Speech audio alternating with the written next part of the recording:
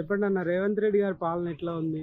రేవంత్ రెడ్డి గారి పాలన గత 10 ఏళ్ల కంటే 100 రెట్లు మెరుగుంది.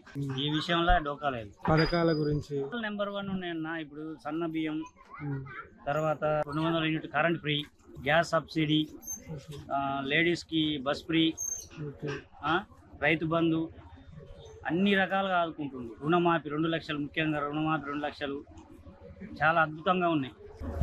రుణమాఫీ కొంతమంది కాలేదంటారు కదా, కాలేదంటే అది కొన్ని మిస్టేక్ల వల్ల అది ఏం చెప్పారంటే కటాఫ్ పెట్టారు కదా, 2 లక్షల లోపు కటాఫ్ ఉండటం వల్ల 2 లక్షల పైన ఉన్న వాళ్ళకు కాలేదు. దానికి కూడా ప్రయత్నం చేస్తున్నారు, భవిష్యత్తులో అవుతుంది. రేషన్ కార్డులు సుమారుగా చెప్తున్నా, మా ఊర్లో 10 ఏళ్ళ ఒక్కొక్కరికి పిల్లలు 10 సంవత్సరాల పిల్లలు అయ్యారు. ఒక్కరికి రేషన్ కార్డు లేదు. 100 రేషన్ కార్డులు వచ్చినాయి. ఇది ఒక గొప్ప పథకం. 100 రేషన్ కార్డులు వచ్చినాయి.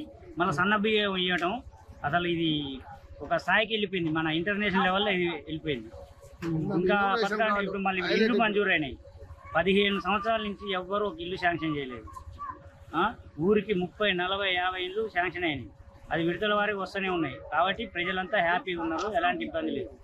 ఒక్క మాటల కాంగ్రెస్ పాలన గురించి చెప్పాలంటే, కాంగ్రెస్ పాలన చాలా బాగుంది. రేవంత్ రెడ్డి నాయకత్వం ఇంకా బాగుంది.